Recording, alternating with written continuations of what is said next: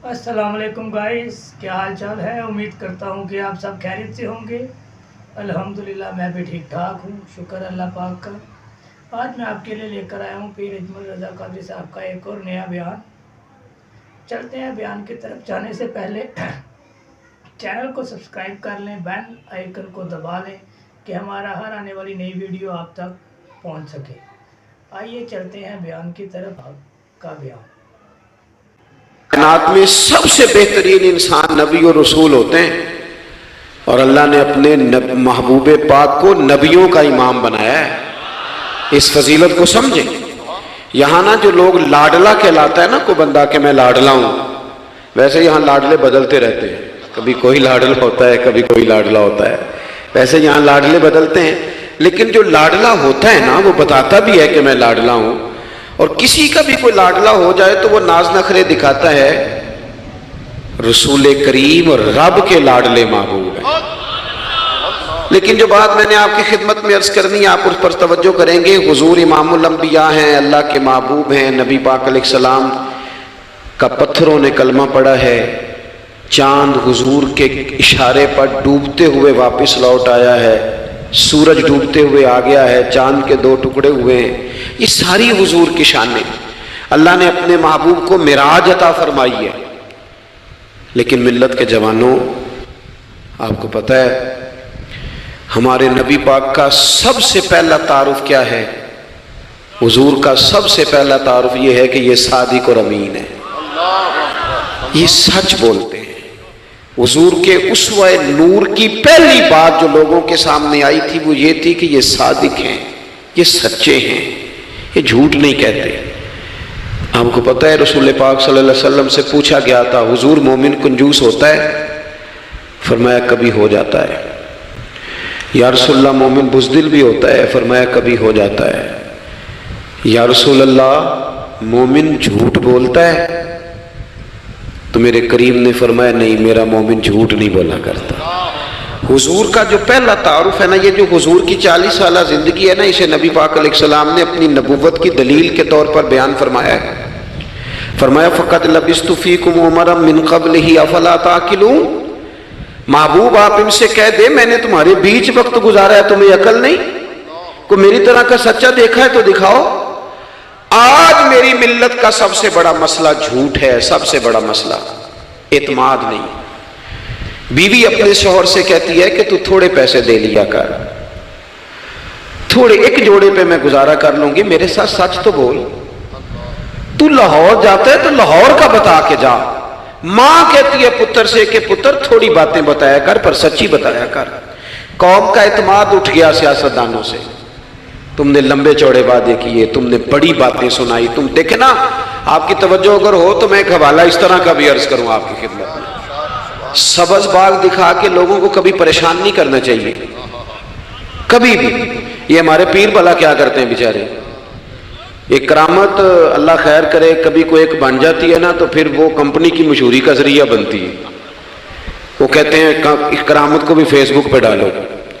میں نا کراچی جا رہا تھا تو لاہور میں تھوڑا سا مریض ہوں، مجھے الرجی ہو جاتی ہے، زیادہ دیر بیٹھ نہیں سکتا، تو ایک کانفرنس میں مجھے شرکت کرنی تھی۔ تو ایئرپورٹ سے ہی میں نے دوستوں سے پوچھا موسم تمہارا کیسا ہے؟ کہنے لگے پیر صاحب بڑی گرمی ہے اور شدت ہے بڑی، اے سی چلا کے بھی گاڑی میں دقت ہے۔ تو میں نے کہا اچھا دعا کرتے ہیں اللہ بارش برسا دے۔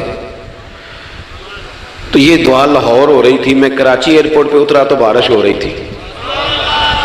تو جو مجھے لینے آئے تھے نا صاحب، وہ گاڑی میں ایک بندے کو کہہ رہے ہیں کہ وہ پیر صاحب نے لاہور آکھیا سی تو 1.5 گھنٹے جمی آ گیا ہے۔ اور میں نے اسے کہا بس کر، اب آگے نہ بتا، ایسا نہ ہو کہ 2-4 لوگ آ جائیں کہ پیر صاحب جو کہتے ہیں وہ ہو جاتا ہے۔ جڑے محرم راز حقیقت دے اور راز حقیقت کھول دے نہیں، جڑے محرم راز حقیقت دے اور راز حقیقت کھول دے نہیں، اے جنہ ویکھیا نہیں او کرن گلاں، جنہ ویکھ لیا او تے بول دے ہی نہیں۔ اس لیے یہ اس طرح کرامتوں کو نا کمپنی کی مشہوری کا ذریعہ، ہمارے سیاستدان، ہمارے بڑے لیڈران وہ سبز باغ دکھا دیتے ہیں۔ آپ تھوڑی باتیں کریں، محدود کریں، مختصر کریں۔ دیکھیں اللہ کے محبوب علیہ السلام سے طائف والوں نے کہا تھا، جب حضور علیہ السلام نے دین کی تبلیغ کی تو سیرت میں یہ عنوان بھی ہمیں ملتا ہے، یا رسول اللہ صلی اللہ علیہ وسلم اگر آپ کو کل حکومت ملتی ہے تو ہمیں حصہ ملے گا؟ عرب کے لوگوں کا مزاج تھا نا، انہوں نے حضور سے کہا اگر کل کلاں حکومت ملتی ہے تو ہم شریک ہوں گے؟ تو حضور مسکرائے، اور میرے نبی پاک کو حکومت ملنے کا پاک کتنا زیادہ تھا کہ مکے سے ہجرت کر رہے ہیں، مدینہ شریف ابھی پہنچے نہیں، رستے میں سراقہ بن مالک سے کہہ رہے ہیں کسرا کے کنگن آئیں گے، یعنی حضور بتا رہے ہیں کہ سپر پاور بھی ساری یہاں آ جائے گی۔ حضور تو خندق والے دن ایک ہتھوڑا مارتے تھے تو فرماتے تھے روم فتح ہو گیا، دوسرا مارتے تھے تو کہتے تھے ایران فتح ہو گیا۔ یہ بخاری میں چیزیں آپ کو ملیں گی۔ حضور کو کامل یقین تھا کہ اذا جاء نصر اللہ والفتح، کامل یقین تھا کہ ان فتحنا لک فتحا مبینا، یہ ہوگا سارا کچھ۔ لیکن انہوں نے جب کہا نا ہمیں حصہ ملے گا تو حضور مسکرائے، فرمایا تم کہتے ہو حکومت تمہیں ملے گی، فرمایا بھائی سنو، حکومت اسے ملتی ہے جسے اللہ عطا کرتا ہے۔ بات ختم کر دی۔ سچ بولیں زندگی میں، سچی بات کریں۔ اللہ کے رسول صلی اللہ علیہ وسلم نے ہمیں پہلا سبق سچ کا دیا، اسے سادی تقریر نہ سمجھنا، یہ عنوان دین ہے۔ اپنی زندگی سے جھوٹ کو نکال دیں۔ آپ جو تھوڑی باتیں کر لیں پر جو کہیں اس پر کھڑا ہونا سیکھیں، اپنی زندگی کے اندر استقامت کا نور لائیں۔ جوانوں، کبھی بھی جھوٹ کی بنیاد پر رشتے نہ قائم کرنا۔ آتے ہیں رشتہ دیکھنے والے تو کوئی باتیں سناتے ہیں، ہمارے گھر والے ہو بیٹا تو ولی ہوتا ہے، کیا بات ہے؟ اور پھر بعد میں یہ حالت ہوتی ہے کہ اماں کہتی ہے میں آپ بڑا سمجھانی ہے، انہوں میری بھی نہیں سنتا۔ تو وہ رشتہ دیکھتے وقت تو آپ نے کہا تھا کہ بہت بڑا درویش ہے۔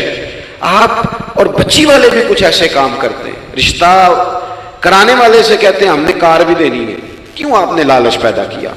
کیوں پہلے آپ نے خرابیاں کی؟ اپنی زندگی میں سچ بولیں، سچی بات کریں، کبھی بھی کوئی ایسا کام نہ کریں جس سے کہ لوگوں کی طبیعت ایسی ہو کہ لوگ سمجھیں کہ یہ لوگ تو غلط بیانی کے عادی ہیں۔ دیکھیں بخاری میں موجود ہے، سیرت کی تمام کتابوں میں الفاظ کے اختلاف کے ساتھ یہ اپنی اصل کے ساتھ یہ چیز ہر جگہ موجود ہے۔ حضرت ابو سفیان رضی اللہ تعالیٰ عنہ بعد میں مسلمان ہوئے، فرماتے میں جب شاہ روم کو حضور کا خط گیا تھا نا ہرقل کو، حضور صلی اللہ علیہ وسلم نے اس سے کہا کہ کلمہ پڑھ لو، خطوط لکھے نبی کریم نے۔ اس نے کہا یہاں ڈھونڈو کوئی عرب کا سردار اگر آیا ہو تو میں ملنا چاہتا ہوں۔ ابو سفیان کہتے ہیں میں بغرض تجارت وہاں موجود تھا، مجھے لوگ پکڑ کے بادشاہ کے پاس لے گئے، میں کلمہ نہیں پڑھتا تھا۔ جب کوئی کسی کا مخالف ہوتا ہے تو اس نے کوئی کہانی بھی یاد کی ہوئی ہوتی ہے، ان لوگوں نے کہانی بھی یاد کی ہوئی تھی، معاذ اللہ جادوگر ہیں، شاعر ہیں، یہ کہانیاں بھی سناتے تھے۔ کہتے ہیں کہ مجھے وہ لے گئے، بادشاہ کے سامنے کھڑا کر دیا۔ اب بادشاہ نے سوالات پوچھے، میں کوئی حق میں نہیں تھا کہ میں حق میں باتیں کرتا، میں تو اس وقت تک کلمہ نہیں پڑھتا تھا اور جو کفار کہتے تھے وہ ساری باتیں میں نے کرنی تھی۔ کہتے ہیں بادشاہ نے اپنے دربار میں کھڑا کر کے سوال کیے، بڑے سوال پوچھے، بڑے میں نے جواب دیے، بڑے سوال پوچھے۔ یہ بھی پوچھا کہ ماننے والے ان کے غریب ہیں کہ امیر ہیں؟ میں نے کہا نہیں، ماڑے ماڑے بندے ہیں۔ میلاد کے جلوسوں میں بھی ماڑے ماڑے بندے ہی جاتے ہیں، ماڑے ماڑے ہیں، غریب لوگ ہیں۔ اس نے یہ بھی پوچھا کہ ماننے والے بڑھ رہے ہیں یا گھٹ رہے ہیں؟ میں نے سارے جواب دیے۔ او ملت کے جوانوں، خدا را میری بات سننا۔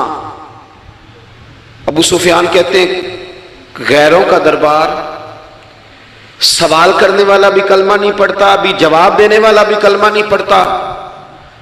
اس نے مجھ سے کہا کہ آپ نے بتایا کہ آپ رشتے میں چچا ہوتے ہیں، یہ بتاؤ وہ جنہوں نے اعلان نبوت کیا ہے کیا کبھی انہوں نے جھوٹ بھی بولا ہے؟ آج لوگوں نے نام نہیں بدل دیا جھوٹ کا، کچھ نے بہانہ نام رکھ دیا جھوٹ کا، جو میں نے بہانہ کر دیا تھا۔ کچھ کہتے ہیں جی وہ تو میں نے تو بس ایسے ہی بات، وہ تو میں نے مذاق کیا تھا۔ جھوٹ کے نام نہیں بدل دیے لوگوں نے۔ ابو سفیان کہتے ہیں مجھ سے بادشاہ کھڑا کر کے پوچھنے لگا کیا کبھی انہوں نے جھوٹ بھی بولا ہے؟ ابو سفیان کہتے ہیں کہ لمحے کے لیے میرے دل میں آیا کہہ دوں کہ بولا ہے، پھر میں نے کہا ایک تو یہ عرب کی وفاداری کے خلاف ہے، اور دوسرا میں کہوں گا وہ جادوگر ہیں تو شاید کو ایک سیکنڈ کے لیے توجہ کرے، میں کہوں گا وہ شاعر ہیں شاید کو توجہ کرے، اور مدینے والے نے جھوٹ بولا یہ تو مانے گا ہی کوئی نہیں۔ سنو جن چیزوں کو معمولی سمجھ کے ہم نے رائج کیا وہ ہمارا وقار لے گئی. دنیا ہم پر اعتماد نہیں کرتی. ہم اس ملک میں بستے ہیں جہاں زلزلہ بھی آئے تو غیر ملکی امداد کرنا چاہیں تو وہ کہتے ہیں حکومتوں کے ہاتھ میں نہیں دیں گے، خود جائیں گے. ہمارا یہ حال ہو گیا ہے کہ قوم پر اعتماد اٹھ گیا دنیا کا. ہمیں پلٹنا ہے، ہم نے دیکھنا ہے ہمارا رویہ کیا ہے، ہمارا انداز کیا. تھوڑی کر لیں باتیں، کوئی ضروری ہے صبح شام بولنا؟ تھوڑے کر لیں باتیں، تھوڑے دعوے کر لیں، کوئی ضروری ہے؟ سنو میرے عزیز، ابو سفیان کہتے ہیں کہ اس نے کہا کبھی جھوٹ بھی بولا ہے؟ میں سوچ میں پڑ گیا.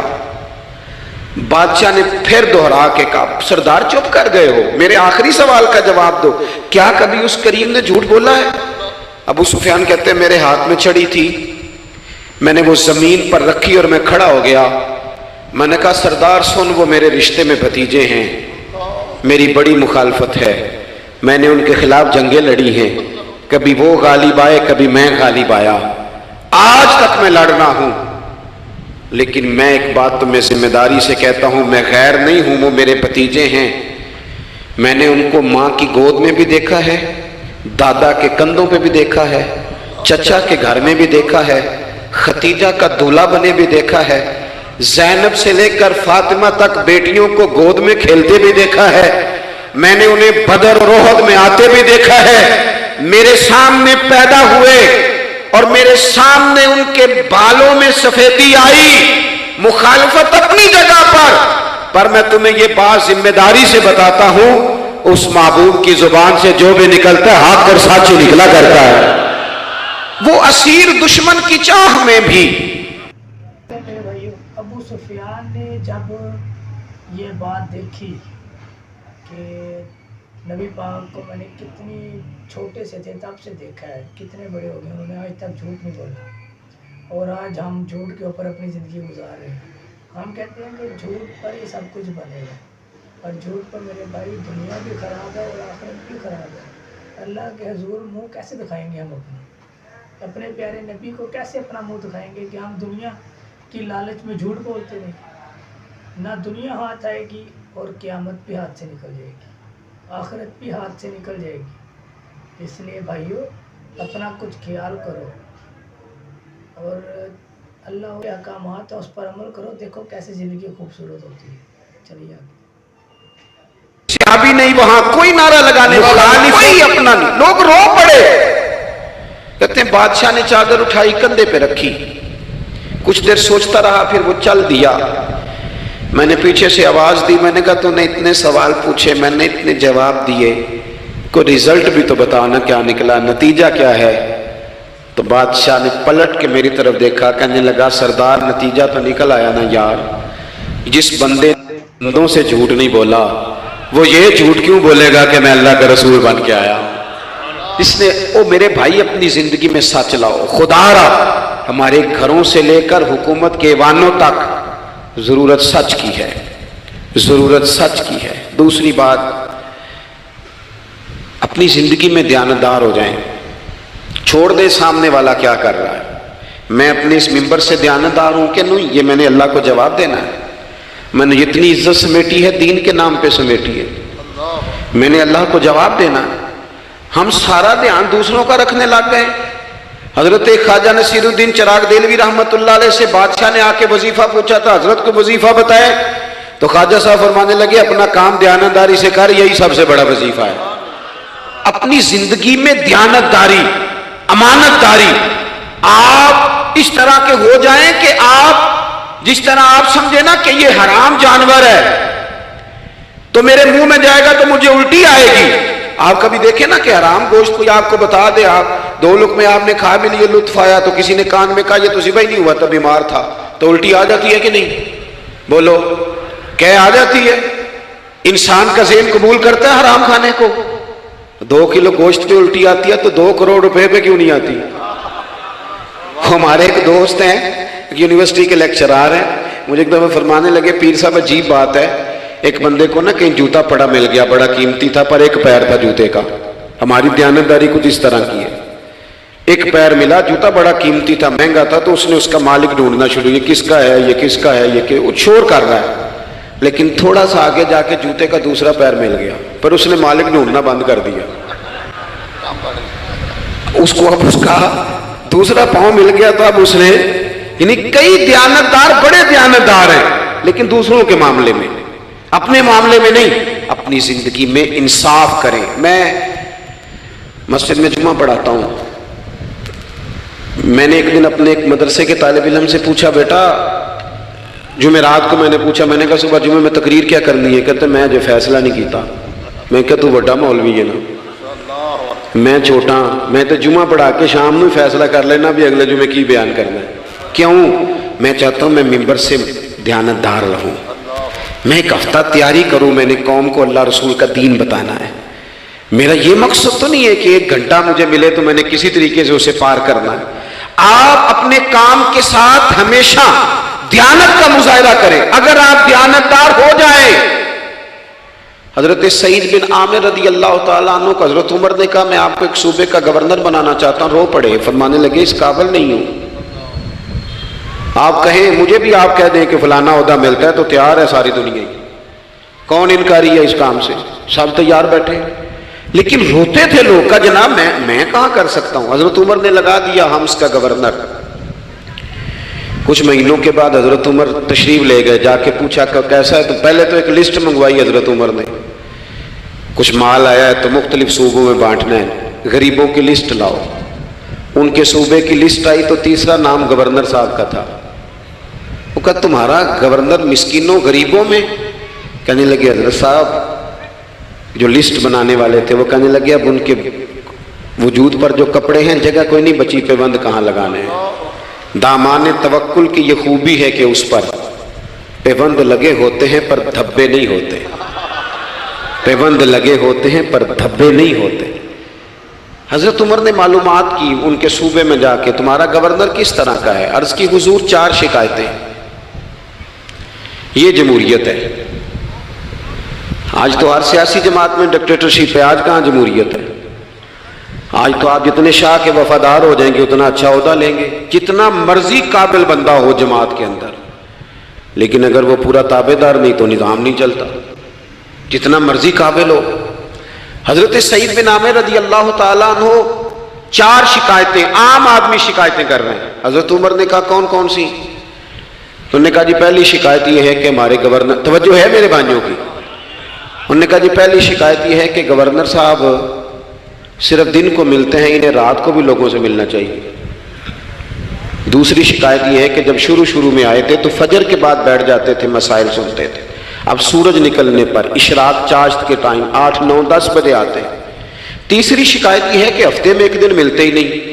چوتھی شکایت یہ ہے کہ کبھی کبھی ایسے رونے لگتے ہیں، بیٹھے بیٹھے بے ہوش ہو جاتے ہیں. تو آپ نے دیوانہ آدمی ہمیں دے دیا ہے. حضرت عمر فاروق رضی اللہ تعالیٰ عنہ نے حضرت سعید بن عامر کو مجمع میں پوچھا جناب آپ پبلک کے نمائندے ہیں، آپ کو سوالوں کے جواب دینے چاہیے، بتلائیے نا. اور یہ پبلک کے نمائندے صرف سیاستدان نہیں ہوتے، پیر صاحبان بھی ہوتے ہیں، مسجد کا خطیب بھی ہوتا ہے.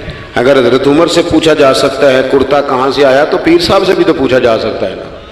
ان کو بھی جواب دینا چاہیے، ان کو بھی بتانا چاہیے، اس لیے کہ وہی تو دعویٰ کر رہے ہیں فقر بتانے کا. تو حضرت عمر نے 4 سوال کہا سعید آپ کے ذمے 4 سوالوں کے جواب ہیں. تو حضرت سعید بن عامر نے گردن جھکائی، کہنے لگے پہلے ہی کہا تھا میں گورنری کے قابل نہیں. فرمایا اب تو بن گئے ہونا، جواب تو دینا ہے، حضور بتلائیے. فرمایا پہلا سوال آپ سے یہ ہے کہ یار لوگ کہتے ہیں رات کو کام پڑ جاتا ہے اور آپ ملتے نہیں. تو حضرت سعید بن عامر نے اپنی داڑھی پکڑ لی، عرض کی حضور یہ ساری سفید ہو گئی ہے، بڑھاپا ہے. دن مخلوق کے لیے رکھا ہے، رات اپنے رب کے لیے رکھی ہوئی ہے. اگر پھر بھی کسی کو شوق ہو تو سعید بن عامر جب بھی ملے گا مسجد میں ملے گا. ساری رات بارگاہ ربوبیت کی او سنگیو تھوڑا مسلح بھی یار مضبوط کر لو تھوڑا سا نا. ہم نہ تھک گئے ہیں فون سن کے. بہت سارے لوگ ایسے ہیں جن کے وجود نہیں اتنی تھکے جتنے دماغ تھک گئے. کمنٹس پڑھ کے، کمنٹس دے کے، رائے دے کے بڑے بڑے باصلاحیت لوگوں کے حافظے کمزور ہو گئے. خدا را اپنی صلاحیتوں کو زنگ لگا لو گے. یہ تو جتنے لوگ ہیں میڈیا چلانے والے، ان کو تو میڈیا چلانا ہے.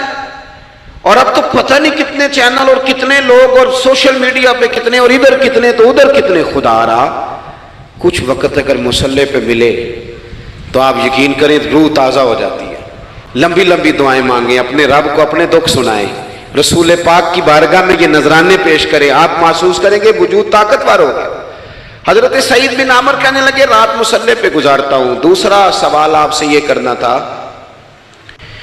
کہ یہ لوگ کہتے ہیں کہ آپ پہلے فجر میں آ جاتے تھے, اب اشراق چاشت کے بعد 9-10 بجے نکلتے ہیں. تو حضرت سعید بن عامر نے گردن جھکائی, کہا یہ میرا راز تھا, میری پرائیویٹ بات تھی. کہا جناب اب تو لوگوں کا سوال ہے. تو آپ فرمانے لگے میرے گھر میں خادم کوئی نہیں, غریب آدمی, بیوی بیمار ہو گئی ہے. 35 سال اس وفادار عورت نے میری ڈیوٹی کی ہے, بیماری میں چھوڑ دوں تو وفاداری تو نہیں نا. سویرے اٹھتا ہوں, گھر کا کام کرتا ہوں, پھر بیوی کے لیے ناشتہ بناتا ہوں, اسے کھانا کھلاتا ہوں, تیاری کرتے آتے دیر ہو جاتی ہے.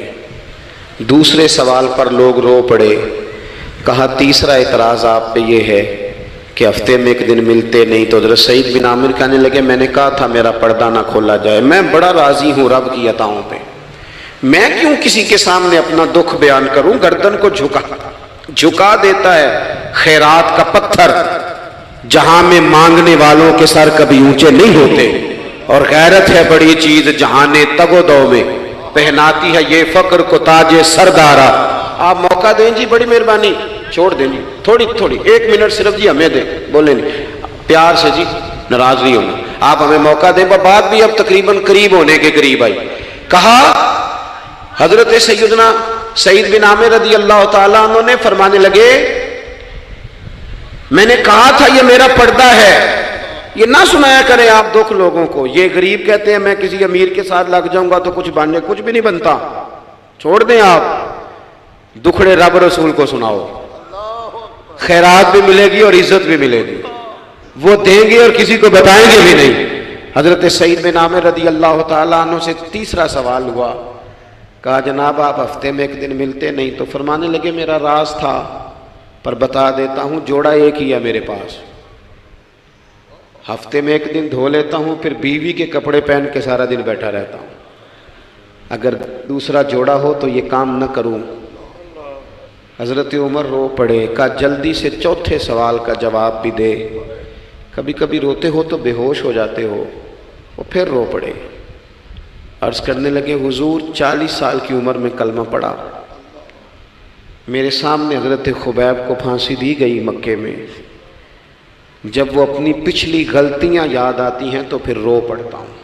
یاد ماضی عذاب ہے یار, میں تکلیف میں آ جاتا ہوں, سوچتا ہوں اگر اللہ نے سوال کیا تو کیسے جواب دوں گا, اس لیے برداشت نہیں ہوتا تو رو پڑتا ہوں. چاروں سوالوں کے جواب دیے تو حضرت